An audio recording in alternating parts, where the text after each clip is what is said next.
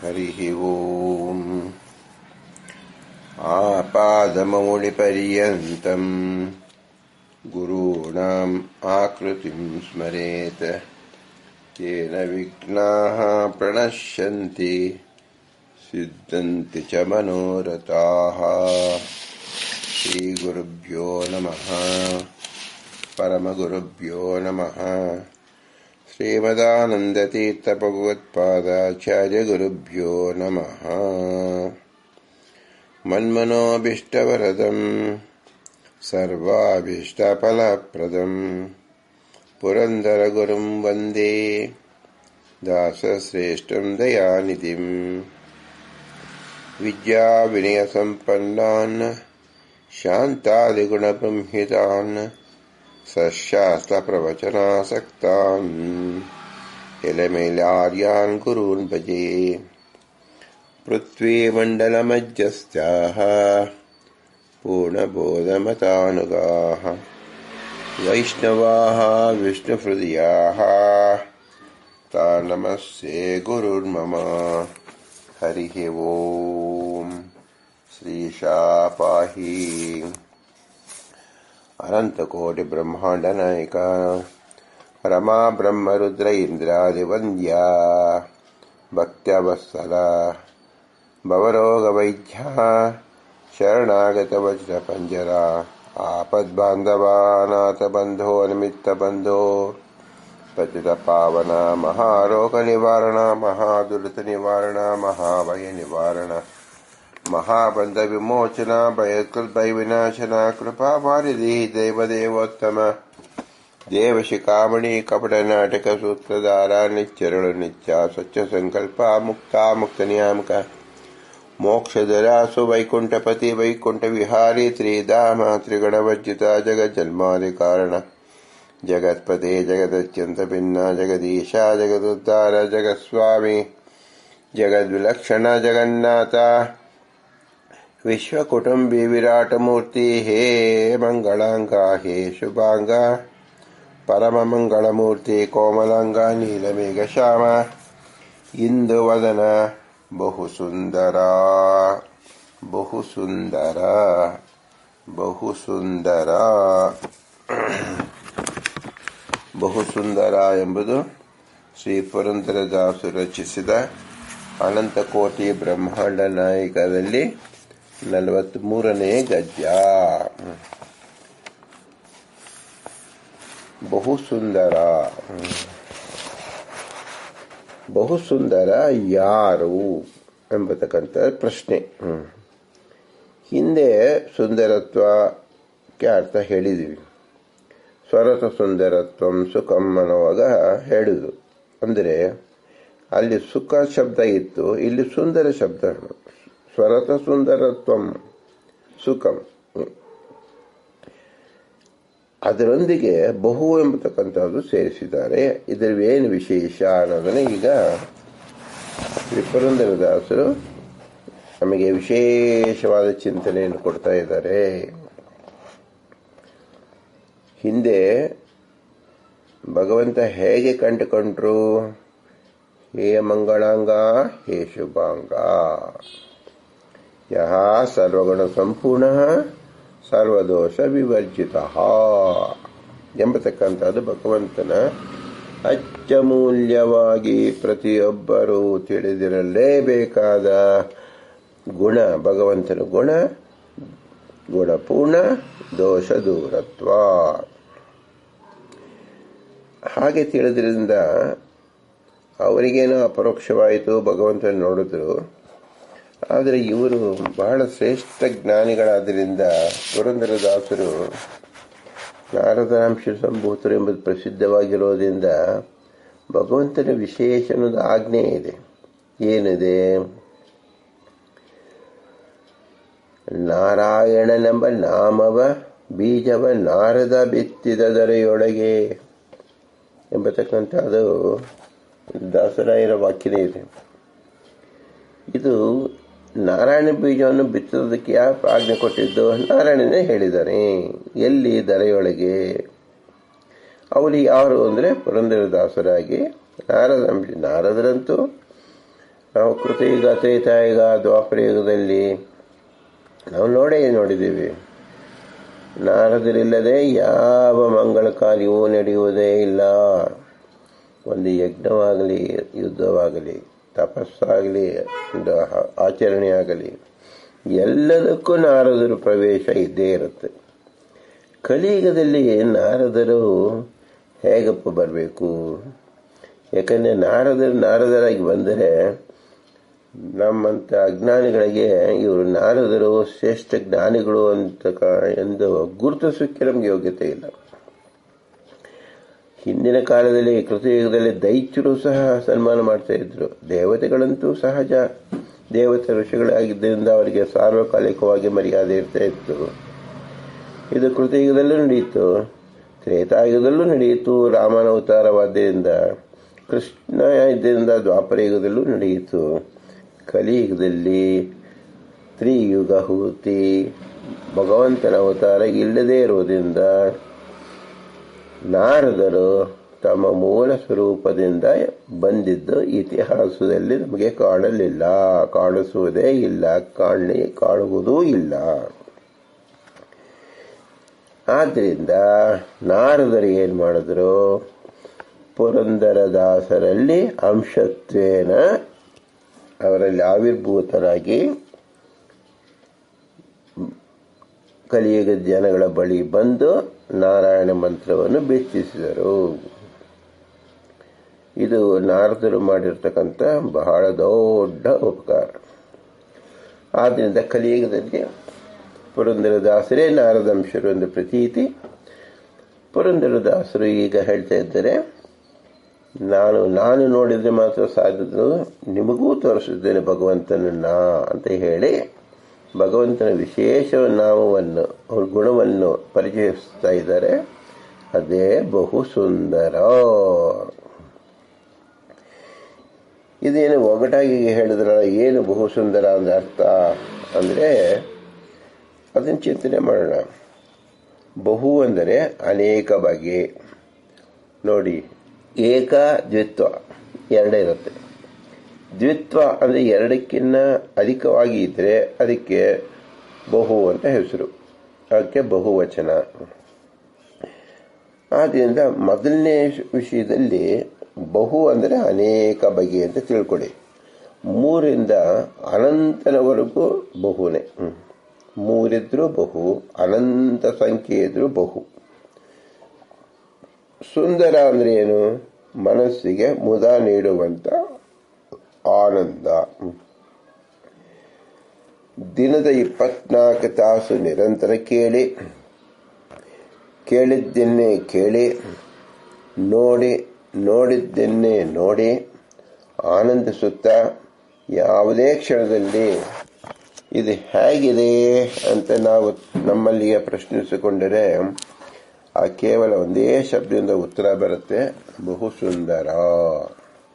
Very beautiful ಅಂತ ನಾವು ಇಂಗ್ಲೀಷಲ್ಲಿ ಹೇಳ್ತೀವಿ, ಅಚ್ಚಾ ಹಾಯಿ ಅಂತ ಬೇರೆ ಭಾಷೆಯಲ್ಲಿ ಹೇಳ್ತೀವಿ. ಹಾಗೆ ಬಹು ಸುಂದರ ಅಂತ ಹೇಳಿ ನಾವು ಕನ್ನಡದಲ್ಲೂ ಹೇಳ್ತೀವಿ. ಏನಿದು ಉತ್ತರ? ಏನು ಇದು ಉತ್ತರ ಅಲ್ಲ. ಹಾಗಾದ್ರೆ ಬಹು ಸುಂದರ ಅಂದ್ರೆ ಏನನ್ನು ನಮ್ಮ ವರ್ಣನೆ ಮಾಡೋಕ್ಕೆ ಶಬ್ದಗಳೇ ಇಲ್ಲವೋ ಅದನ್ನು ಹೇಳ್ತಕ್ಕಂಥ ಒಂದು ಶಬ್ದ ಅಷ್ಟೇ. 1000 ಪುಟದ ಸಾರವಿದು. ಏನು ಬಹು ಸುಂದರ ಅಂದರೆ ಹೇಳಬೇಕಾದ್ದು ಅಂದರೆ 1000 ಪುಟದಲ್ಲಿ ಬರಿಬೇಕು. ಒಂದೊಂದು ಪುಟದಲ್ಲಿ 72 ವಾಕ್ಯಗಳು ಸೇರಿಸಿದ್ರೆ 72,000 ವಾಕ್ಯಗಳು ಹೇಳಿದ್ರು ಸಹ ಅದರ ಒಟ್ಟಿನ ಅರ್ಥ ಏನಪ್ಪಾ ಅಂದರೆ ಬಹು ಸುಂದರ. ಬಹು ಅನ್ನೋದಕ್ಕೆ ಅಷ್ಟು ಅರ್ಥ. ಯಾಕೆ ಅಂದರೆ 72,000 ಯಾಕೆ, 72 ವಾಕ್ಯ ಯಾಕೆ ಅನ್ನೋದು ನಿಮಗೆ ಮುಂದೆ ಗೊತ್ತಾಗತ್ತೆ. ಅಂದರೆ 1000 ಪುಟದ ಸಾರದಿಂದ ಹೇಳ್ತಕ್ಕಂಥದ್ದು ಯಾವುದು? ನಿಸ್ಸೀಮ, ಅಪ್ರತಿಮ, ಅಲೌಕಿಕ ಎಂಬ ಅನುಭವ ನೋಡಿದಷ್ಟೇ ಉಳಿಯಿತು, ಹೇಳಲು ಶಬ್ದವಿಲ್ಲ.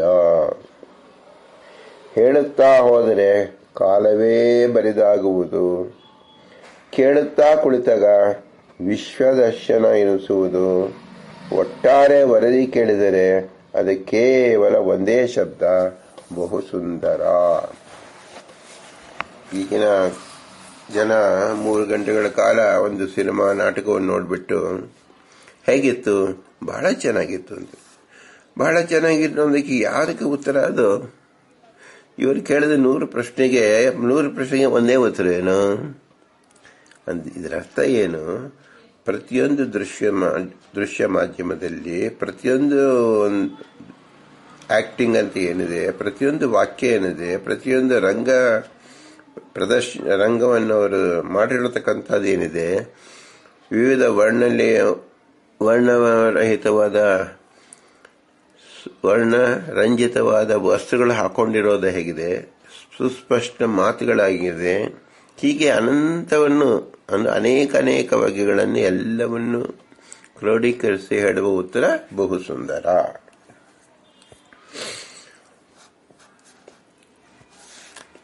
ನೋಡಿ, ಯಾಕೆ ಬಹು ಸುಂದರ ಅಂತ ಹೇಳ್ತಾರೆ?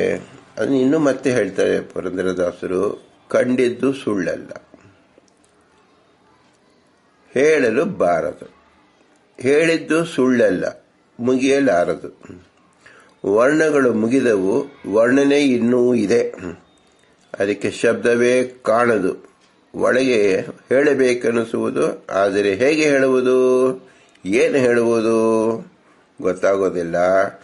ಆಗ ನಮ್ಮ ಶಬ್ದ ಏನು ಹೇಳ್ತೀವಿ? ಬಹು ಸುಂದರ, ವೆರಿ ಗುಡ್ ಎಂಬತಕ್ಕಂತಹದ್ದು.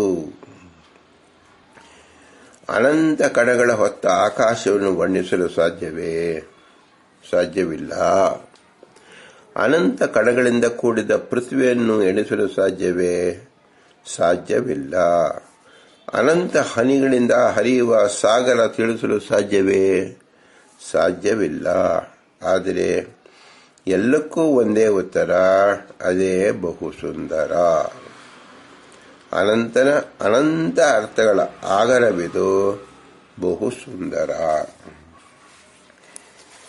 ಹೀಗೆ ಬಹು ಸುಂದರ ಅಂತ ಹೇಳಿ ನಾವು ಹಾಗೆ ಉತ್ತರ ಕೊಟ್ಟಂತೆ ಆಗತ್ತೆ.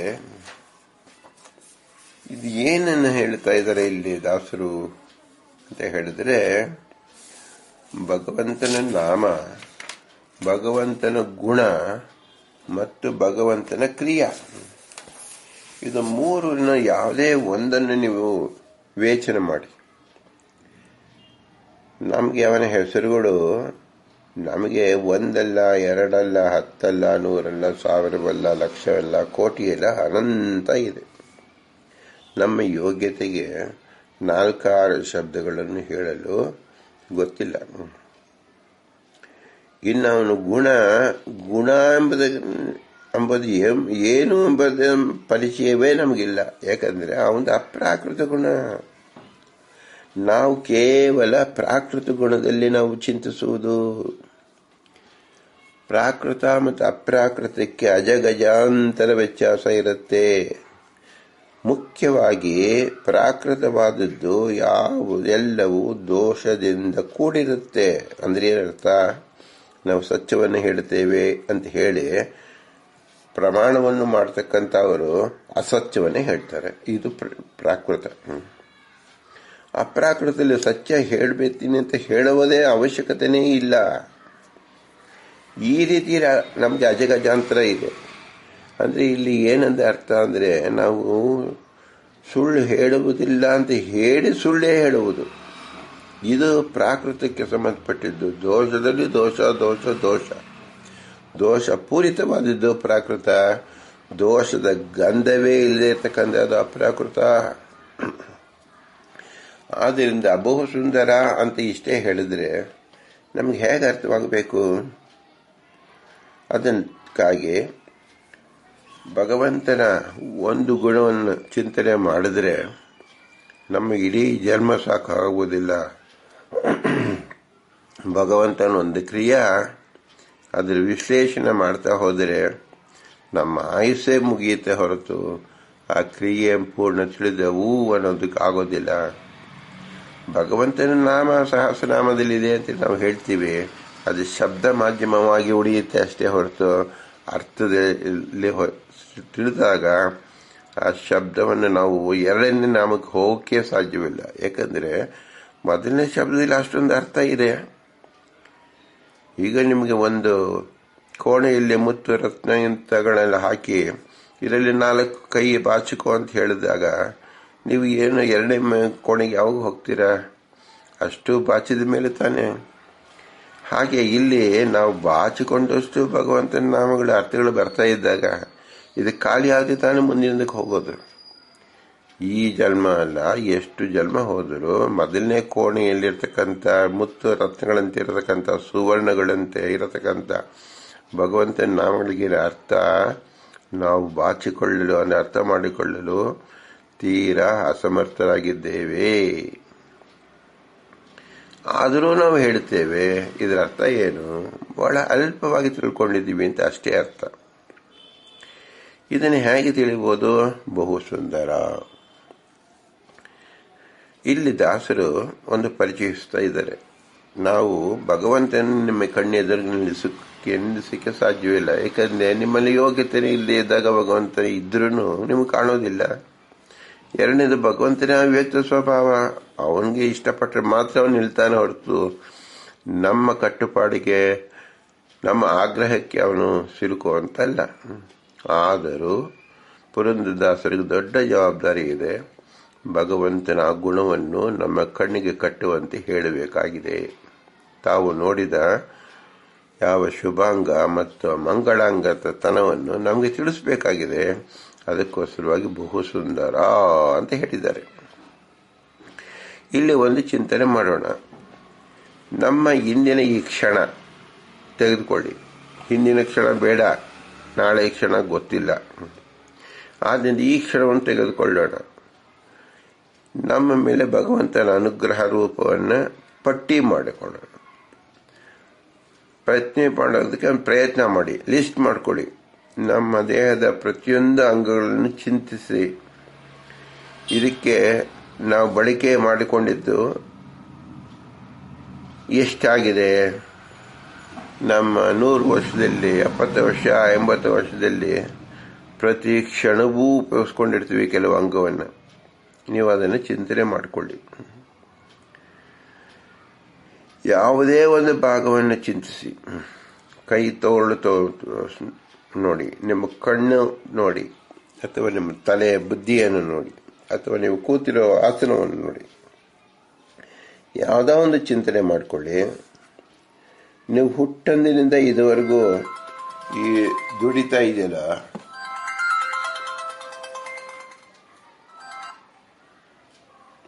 ಹುಟ್ಟಂದಿನಿಂದ ಇಲ್ಲಿ ತನಕ ದುಡಿತಾ ಇದೆಯಲ್ಲ, ಇದಕ್ಕೆ ಯಾವತ್ತಾದ್ರೂ ರೆಸ್ಟ್ ಅನ್ನೋದು ಕೊಟ್ಟಿದ್ಯವ? ರೆಸ್ಟೇ ಕೊಡದೇನೆ ಕೆಲಸ ಮಾಡ್ತಾ ಇದೆಯಲ್ಲ, ರೆಸ್ಟೇ ಕೊಡದಂತೆ ಕೆಲಸ ಮಾಡ್ತಕ್ಕಂಥ ಯಾವುದಾದ್ರೂ ಪದಾರ್ಥ ಇದೆಯಾ ಲೋಕದಲ್ಲಿ? ಎಲ್ಲದಕ್ಕೂ ರೆಸ್ಟ್ ಬೇಕು. ರೆಸ್ಟ್ ಕೊಡದೆ ಈ ಎಲ್ಲ ಅಂಗಗಳು ಕೆಲಸ ಮಾಡ್ತಾ ಇದೆ. ನಮ್ಮ ತೋರು ಬೆರಳಿಗೆ ನೀವು ಯಾವತ್ತಾದ್ರೂ ಶುಶ್ರೂಷೆ ಮಾಡ್ಕೊಂಡಿದ್ದೀರಾ? ಅದು ಹುಟ್ಟಿದ ಮರುದಿನದಲ್ಲೇನೆ ನಮ್ಮ ಬಾಯಿಗೆ ಹಾಕಿ ಹಾಲಿನಂತೆ ನಾವು ಚೀಪಕ್ಕೆ ಶುರು ಮಾಡಿಕೊಂಡು, ಸೊ ಮಗು ಬಾಯಲ್ಲಿ ಬೆರಳನ್ನು ಹಾಕಿಕೊಂಡಿದೆ ಅಂತ ಹೇಳಿ ಎಲ್ಲರೂ ಸಂತೋಷಪಟ್ಟರು. ಅಂದರೆ ಆ ಬೆರಳಿನ ಕೆಲಸ ಹುಟ್ಟಿನಿಂದಲೇ ಪ್ರಾರಂಭವಾಗಿದೆ, ಸಾಯುವ ತನಕವೂ ನಡೀತಾನೆ ಇದೆ. ಈ ಒಂದು ಸಣ್ಣ ಅಂಗ ಇದನ್ನು ನಮಗೆ ರಕ್ಷಣೆ ಮಾಡ್ತಾ ಇದೆ, ನಮಗೆ ಇಷ್ಟವನ್ನು ಕೊಡ್ತಾ ಇದೆ. ಇದನ್ನು ಬೆಳೆಸಿದವರು ಯಾರು? ಇದನ್ನು ಏನಾದರೂ ನಶಿಸಿ ಹೋಗಿದೆಯಾ ಬೆರಳು? ನಾವು ಯಾವುದೇ ಪದಾರ್ಥ ತಗೊಳ್ಳಿ, 1 ದಿನಕ್ಕೆ 2 ದಿನಕ್ಕೆ, ಒಂದು ಪಕ್ಷ 3 ಗಂಟೆ ಇದೆ, ಹಳಸು ಹೋಗುತ್ತೆ ಪದಾರ್ಥ. ಇನ್ನು ಯಾವುದೇ ಪದಾರ್ಥ ಕೆಲವು ದಿನಗಳಲ್ಲಿ, ಕೆಲವು ತಿಂಗಳಲ್ಲಿ, ಕೆಲವು ವಾರದಲ್ಲಿ ಹೋಗ್ಬಿಡುತ್ತೆ. 1 ವರ್ಷ 2 ವರ್ಷ ಇರೋದು ಕೆಲವು ಪದಾರ್ಥ ಇರುತ್ತೆ, 10 ವರ್ಷ ಕೆಲವು ಇರುತ್ತೆ, 70 ವರ್ಷ 80 ವರ್ಷ 100 ವರ್ಷ ಇರ್ತಕ್ಕಂಥ ಪದಾರ್ಥ ಯಾವುದಿದೆ?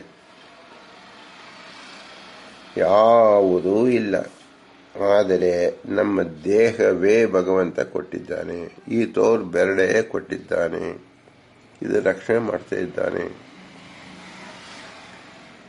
ಇದು ಯಾರಿಂದ ಸಾಧ್ಯವಾಯಿತು? ನಾವು ಉಪಯೋಗಿಸಿಕೊಂಡ್ರೂ ಸಹ ನಾವು ಯಾಕೆ ಉಪಯೋಗಿಸ್ಕೊಳ್ತಾ ಇದ್ದೀವಿ? ನಮಗೆ ಇಷ್ಟವಾಗಿರೋದ್ರಿಂದ. ಈ ಇಷ್ಟವಾಗಿರುವುದಕ್ಕೆ ನಾವು ಏನು ಪೋಷಣೆ ಮಾಡ್ತಾ ಇದ್ದೀವಿ? ಏನೂ ಇಲ್ಲ. ಆದರೂ ನಮಗೆ ಇದು ಇಷ್ಟವಾಗಿದೆ. ಇದೇ ಬಹು ಸುಂದರತ್ವ, ಭಗವಂತನ ಗುಣ. ಅಂದರೆ ಸದಾ ನಮಗೆ ಪ್ರಿಯವಾಗಿರ್ತಕ್ಕಂಥದ್ದು. ಅದಕ್ಕೆ ನಾವು ಯಾವ ಶುಶ್ರೂಷೆ ಮಾಡದೇ ಇರತಕ್ಕಂಥದ್ದು. ಇದು ಎರಡು ಗುಣ ನಾವು ಇಲ್ಲಿ ನೋಡ್ತೀವಿ. ಅದು ಬಹು ಸುಂದರತ್ವ. ಅಂದರೆ ಯಾವತ್ತೂ ಯಾವ ಕಾಟವೂ ಕೊಟ್ಟಿಲ್ಲ ಅಂತ ಅರ್ಥ.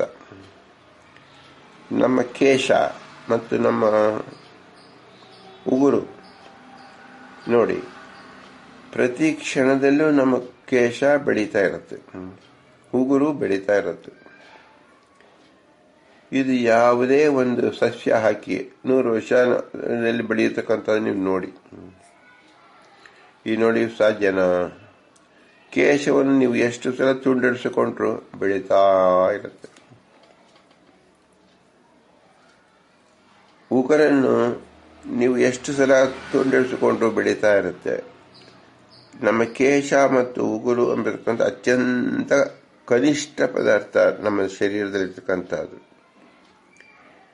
ಇಂತಹ ಕನಿಷ್ಠ ಪದಾರ್ಥ ಇಡೀ ವಿಶ್ವದಲ್ಲಿರ್ತಕ್ಕಂಥ ಎಲ್ಲ ವಿಜ್ಞಾನಿಗಳು ಸೇರಿಕೊಂಡು ಇಂದಿಗೂ ಕೂದಲನ್ನು ತಯಾರು ಮಾಡುವ ಯೋಚನೆ ಬಂದಿಲ್ಲ. ಉಗುರನ್ನು ಬೆಳೆಸುವ ಶಕ್ತಿ ಯಾವ ಮನುಷ್ಯರಿಗೂ ಇಲ್ಲ. ಇದೇ ಬಹು ಸುಂದರತ್ವ. ಇದು ನಮ್ಮ ಕೈಯಲ್ಲೇ ಇದೆ. ನಮ್ಮ ಮೈಯೆಲ್ಲ ರೋಮದಲ್ಲಿದೆ. 9 ಕೋಟಿ ರೋಮಕೂಪಗಳಿದೆ. ಒಬ್ಬ ಮನುಷ್ಯ ಒಂದು ರೋಮಕೂಪವನ್ನು ಸರಿಪಡಿಸುವುದಕ್ಕೆ ಪ್ರಯತ್ನ ಪಟ್ಟರು ಅದು ಭಗವಂತನ ಅನುಗ್ರಹ ಆಗತ್ತೆ, ಇಲ್ಲದ್ರೆ ಅದು ಆಗುವುದಿಲ್ಲ. ಇದು ಬಹು ಸುಂದರತ್ವ. ಯಾರಿಗಾದರೂ ಅವರ ಶರೀರದಲ್ಲಿ ಕೂದಲಿಲ್ಲ ಅಂದರೆ ಚರ್ಮ ರೋಗ ಬಂದು ವಿವಿಧ ಬಗೆಯ ತೊಡಕುಗಳಿಂದ ವೇದನೆ ಪಡಬೇಕಾಗತ್ತೆ. ನಮ್ಮ ಕೂದಲು ಸಿಕ್ಕಾಪಟ್ಟೆ ಬೆಳೀತಾ ಹೋದರೆ ಅದೇ ಗಂಟಾಗಿ ಭಾರವಾಗಿ ನಾವು ಯಾವ ಕೆಲಸವನ್ನು ಮಾಡೋಕ್ಕಾಗೋದಿಲ್ಲ. ಇಂತಹ ಕೂದಲು ಮತ್ತು ಉಗುರನ್ನು ನಮ್ಮಲ್ಲೇ ಇದ್ದು ಬೆಳೆಯುವಂತೆ ಮಾಡಿ ಕ್ರಮವಾಗಿ ಬೆಳೀತಾ ಇರಬೇಕು. ನಾವು ಕತ್ತರಿಸು ಮತ್ತೆ ಬೆಳಿಬೇಕು. ನೋಡಿ, ಕತ್ತರಿಸಿದ್ರೆ ಅದಕ್ಕೆ ನೋವು ಆಗುವುದಿಲ್ಲ. ಅದು ಒಂದು ರೀತಿಯಲ್ಲಿ ಬದುಕಿದೆ, ಇನ್ನೊಂದು ರೀತಿಯಲ್ಲಿ ಬದುಕಿಲ್ಲ. ಇಂತಹ ಈ ಕಾಂಬಿನೇಷನ್ಸ್ ಅಂದ್ರೆ ಏನು? ಇಂತಹ ಮಿಶ್ರಣವನ್ನು ಕೊಟ್ಟಿರ್ತಕ್ಕಂಥ ಭಗವಂತ ಯಾರಾಗಬಲ್ಲ? ಬಹು ಸುಂದರ. ಇದು ಯಾರ ಗಮನಕ್ಕೂ ಹೋಗುವುದೇ ಇಲ್ಲ. ಇದು ನಾವು ಇದಕ್ಕೆ ಆಲ್ಟರ್ನೇಟಿವ್ ಆಗಿ ಕಲ್ಪನೆ ಮಾಡುವುದಕ್ಕೂ ಸಾಧ್ಯವಿಲ್ಲ. ಇದು ನಮ್ಮ ಶರೀರದಲ್ಲೇ ಇರತಕ್ಕಂಥ, ಹೊರಗಡೆ ಕಾಣತಕ್ಕಂಥ, ಪ್ರತಿಯೊಬ್ಬರಿಗೂ ಅನುಭವಿಸ್ತಕ್ಕಂಥ ವಿಷಯವಾಗಿದೆ. ಒಬ್ಬರಿಗೆ ಕೂದಲೇ ಇಲ್ಲ, ಬೆಳೆದಿಲ್ಲ ಅಂದರೆ ಸುಂದರತ್ವ ಎಲ್ಲಿದೆ? ಉಗುರೇ ಬೆಳೆದಿಲ್ಲ ಅಂದರೆ ಅವರ ಸುಂದರತ್ವ ಎಲ್ಲಿದೆ? ನೋಡಿ, ಅತಿ ನಿಕೃಷ್ಟವಾದ ಈ ಪದಾರ್ಥದಿಂದಲೇ ಭಗವಂತ ತನ್ನ ಮಹಿಮೆಯನ್ನು ತೋರಿಸಿದ್ದಾನೆ. ಆದ್ದರಿಂದ ಭಗವಂತ ನಮ್ಮಲ್ಲಿ ಇದ್ದಾನೆ, ಎಲ್ಲರಲ್ಲೂ ಇದ್ದಾನೆ. ಈ ಸಣ್ಣ ಕೆಲಸವನ್ನು ಮಾಡುವುದರಲ್ಲೂ ಭಗವಂತ ತಾನಿದ್ದು ತೋರಿಸ್ತಾ ಇದ್ದಾನೆ. ಆದ್ದರಿಂದ ಅವನ ಹೆಸರು ಬಹು ಸುಂದರ. ಇಷ್ಟೇನು, ನಮ್ಮ ಶರೀರದಲ್ಲಿ 72,000 ನಾಡಿಗಳಿದೆ. ನಮಗೆ ಹೊರಗಿನ ಒಂದು ಉಗುರಿನ ಒಂದು ಕೂದಲಿನ ಪರಿಚಯವಿಲ್ಲ. ಈ ಕೂದಲು ಮತ್ತು ಉಗುರಿನ ಫಂಕ್ಷನ್ ಏನಪ್ಪ? ಏನು ವಿಶೇಷ ಇಲ್ಲ. ಆದರೆ ಒಳಗಡೆ ಇರತಕ್ಕಂಥ ಪ್ರತಿಯೊಂದು ನಾಡಿಯ ವಿಶೇಷ ಏನಿದೆ ಅಗಾಧವಾಗಿರುತ್ತೆ. ಒಂದು ನಾಡಿ ಒಂದು ವ್ಯತ್ಯಾಸವಾದರೆ ನಮ್ಮ ಶರೀರದಲ್ಲಿ ಸಮತೋಲನ ಹೆಚ್ಚಾಗಿ ನಾವು ಏನೂ ಕೆಲಸ ಮಾಡಲಿಕ್ಕೆ, ಏನೂ ಚಿಂತನೆ ಮಾಡೋದಕ್ಕೆ ಬರೋದಿಲ್ಲ. ಅಂತಹ 72,000 ನಾಡಿಗಳನ್ನು ಕ್ರಮವಾಗಿ ನಡೆಸಿಕೊಂಡು ವಾತ, ಪಿತ್ತ ಮತ್ತು ನಮ್ಮ ಜೀರ್ಣ ಮತ್ತು ಹೃದಯ ಮತ್ತು ಮೆದುಳು ಎಲ್ಲವನ್ನು ರಕ್ಷಣೆ ಮಾಡ್ತಕ್ಕಂಥ ಅತ್ಯಮೂಲ್ಯವಾದ ಅನುಗ್ರಹದಿಂದ ರಕ್ಷಣೆ ಮಾಡ್ತಕ್ಕಂಥ ಭಗವಂತನ ಹೆಸರು ಏನಂತ ಹೇಳೋಣ? ಯಾವುದೇ ಡಾಕ್ಟರ್ ಅಂತ ಹೇಳೋಣ? ಹೇಗೆ ನಡೀತಾ ಇದೆ? ತನ್ನ ಭಕ್ತರಲ್ಲೂ ತನ್ನ ಶತ್ರುಗಳಲ್ಲೂ ಮತ್ತು ಸಮಾನವಾಗಿರ್ತಕ್ಕಂಥದ್ರಲ್ಲೂ ಪಶುಗಳಲ್ಲೂ ಪ್ರಾಣಿಗಳಲ್ಲೂ ಗಿಡಗಳಲ್ಲೂ ಹಾವುಗಳಲ್ಲೂ ಪಕ್ಷಿಗಳಲ್ಲೂ ಎಲ್ಲದರಲ್ಲೂ ಇದೇ ರೀತಿಯಲ್ಲಿ ಅವರ ಶರೀರವನ್ನು ಸೃಷ್ಟಿ ಮಾಡಿ ಸ್ಥಿತಿಯಾಗಿ ನೋಡಿಕೊಂಡಿರ್ತಕ್ಕಂಥ ಭಗವಂತನ ಏನೆಂದ ಕರೆಯೋಣ? ಬಹು ಸುಂದರ. ಯಾಕೆ? ಹೃದಯ ಸ್ವಲ್ಪ ಹೆಚ್ಚು ಕಮ್ಮಿ ಆದರೆ ಲಕ್ಷಾಂತರ ರೂಪಾಯಿ ಕೋಟ್ಯಾಂತರ ರೂಪಾಯಿಗಳು ನಾವು ಕೊಟ್ಟರೂ ಸಹ ಅದು ಸರಿಪಡಿಸ್ಕೋತೀವಿ ಅಂತ ಗ್ಯಾರಂಟಿ ಇಲ್ಲ. ಆದರೆ ನಾವು ಅಷ್ಟು ದುಡ್ಡು ಕೊಡಬೇಕಾಗಿದೆ. ಆದರೆ ನಾವು 70-80 ವರ್ಷಗಳ ಕಾಲ ಈ ಹೃದಯದಲ್ಲಿ ಯೋಚನೆ ಮಾಡಿದೆ ಅದರ ಅನುಗ್ರಹ, ಅದರ ಪ್ರಯೋಜನ ಪಡ್ಕೋತಾ ಇದ್ದೀವಲ್ಲ, ಎಷ್ಟು ಹಣವನ್ನು ಕೊಡಬೇಕಾಗಿತ್ತು? ಇದನ್ನು ಮಾಡತಕ್ಕಂಥ ಭಗವಂತನ ಹೆಸರು. ಈ ಭಗವಂತನ ಜಾಣ್ಮೆ, ಚಮತ್ಕಾರ ಏನು ಹೇಳಬೇಕು? ಅವನ ಕೃತಿ ಏನು ಹೇಳಬೇಕು? ದಾಸರು ಹೇಳುತ್ತಾರೆ, ಬಹು ಸುಂದರ, ಎವರ್ ಗ್ರೇಟ್ಫುಲ್. ಅಂದರೆ ಬಹು ಸುಂದರ ಏನು? ಅದು ಬೇರೆ ಹೇಳೋದಕ್ಕೆ ಶಬ್ದವೇ ಇಲ್ಲ. ಎಲ್ಲಿ ನೋಡಿದ್ರೂ ಅದರ ಸೌಮ್ಯತೆ ಇದೆ, ಸೌಂದರ್ಯವಿದೆ, ಸುಖವಿದೆ. ಆದ್ದರಿಂದ ಬಹು ಸುಂದರ. ಇದು ಒಬ್ಬರಲ್ಲಿ ಅಲ್ಲ, ಇರತಕ್ಕಂಥ ಎಲ್ಲ ಜೀವರಲ್ಲೂ ಇದೆ. ಆದ್ದರಿಂದ ಬಹು ಶಬ್ದ ಹಾಕಿದ್ದಾರೆ. ಇದು ಕೇವಲ ಮನುಷ್ಯರಲ್ಲಿ ಅಲ್ಲ, ದೇವತೆಗಳಲ್ಲೂ ಇದೆ, ದೈತ್ಯರಲ್ಲೂ ಇದೆ, ಬ್ರಹ್ಮದೇವರಲ್ಲೂ ಇದೆ. ಆದ್ದರಿಂದ ಈ ಒಂದು ಉದಾಹರಣೆ ಬ್ರಹ್ಮದೇವರಿಂದ ಹಿಡಿದು ತೃಣಜೀವನ ತನಕ ಎಲ್ಲರಲ್ಲೂ ನಿಂತು ಭಗವಂತ ನಡೆಸುತ್ತಿರುವ ಅತ್ಯಮೂಲ್ಯ ಅನುಗ್ರಹ. ಅದರ ಹೆಸರು ಅದು ಹೇಗೆ ನಾವು ಹೇಳಬಹುದು? ಬಹು ಸುಂದರ.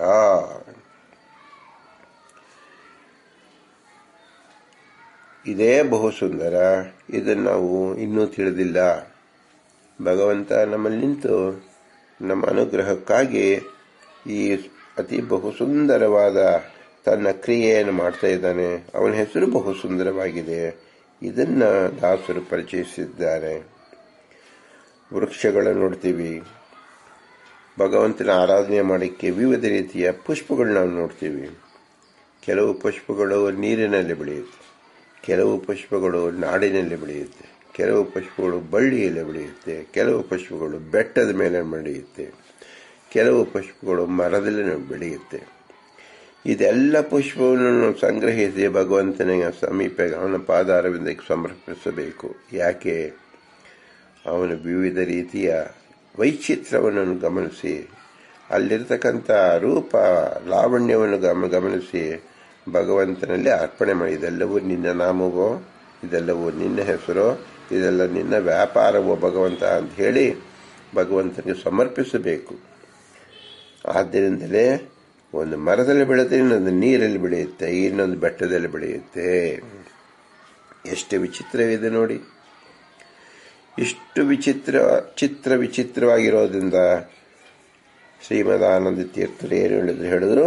ಬಹು ಚಿತ್ರ ಜಗತ್ ಬಹುದಾ ಕರಣಂ. ಬಹು ಚಿತ್ರ ಜಗತ್ ಬಹುದಾ ಕರಣಂ. ಇದನ್ನ ಬಹು ಸುಂದರ ಎಂಬತಕ್ಕಂಥದಕ್ಕೆ ಸಂಸ್ಕೃತದಲ್ಲಿ ಇಷ್ಟುದ್ದವಾಗಿ ಹೇಳಿದ್ರು. ಬಹು ಚಿತ್ರ ಜಗತ್ ಬಹುದಾ ಕರಣಂ. ಅದನ್ನ ಪುರಂದರದಾಸು ನಮಗಾಗಿ ಬಹು ಸುಂದರ. ನೋಡಿ, ಇಡೀ ವಿಶ್ವವನ್ನೇ ಎರಡೇ ಶಬ್ದದಿಂದ ವರ್ಣಿಸು ಅಂತ ಹೇಳಿದ್ರೆ ಎಷ್ಟು ಸುಂದರವಾಗಿ ಹೇಳಿದ್ದಾರೆ. ಬಹು ಸುಂದರ. ಇಡೀ ಶಾಸ್ತ್ರ ಪ್ರಮೇಯವನ್ನು ಶ್ರೀಮದಾನಂದ ತೀರ್ಥರು ಹೇಳಿರ್ತಕ್ಕಂಥದ್ದು ಯಾವ ವಾಕ್ಯ? ಬಹುಚಿತ್ರ ಜಗತ್ ಬಹುದಾ ಕರಣಂ. ಇದೇ ಭಗವಂತನ ದಿವ್ಯ ಲಕ್ಷಣ, ದಿವ್ಯ ನಾಮ. ಇಂತಹ ಅಮೋಘವಾದ ಭಗವಂತನ ನಾಮಧೇಯವನ್ನು, ಭಗವಂತನ ಗುಣ ಕ್ರಿಯಾ ವಿಶೇಷವನ್ನು ನಮಗೆ ಅನುಗ್ರಹಿಸಿದ ಶ್ರೀ ಪುರಂದರದಾಸರಿಗೆ ಭೂಯಿಷ್ಟಾಂತೆ ನಮ ಉಕ್ತಿಂ ವಿಧೇಯಮ ಎಂದು ಹೇಳಿ ಶಿರಸಾವಹಿಸಿ ನಮಸ್ಕರಿಸೋಣ. ಅವರ ಅಂತರ್ಯಾಮಿ ಪುರಂದರ ವಿಠಲ ನಮ್ಮೆಲ್ಲರನ್ನು ಸಲಹಲಿ, ನಮಗೆ ಅವನನ್ನು ತಿಳಿತಕ್ಕಂಥ ಜ್ಞಾನ ಒದಗಿಸಲಿ. ನಾವು ಅವನನ್ನು ತಿಳಿಯುವಂತೆ, ಪ್ರಜ್ಞಾಪೂರ್ವಕವಾಗಿ ತಿಳಿಯುವಂತೆ ಅನುಗ್ರಹಿಸಲಿ ಅಂತ ಹೇಳಿ ನಾವು ಕೇಳಿಕೊಳ್ಳೋಣ. ಭಾರತೀಯ ರಮಣ ಮುಖ್ಯ ಪ್ರಾಣ ಅಂತರ್ಗತ ಶ್ರೀಕೃಷ್ಣಾರ್ಪಣಮಸ್ತು. ಹರಿ ಓಂ, ಹರಿ ಓಂ, ಹರಿ ಓಂ.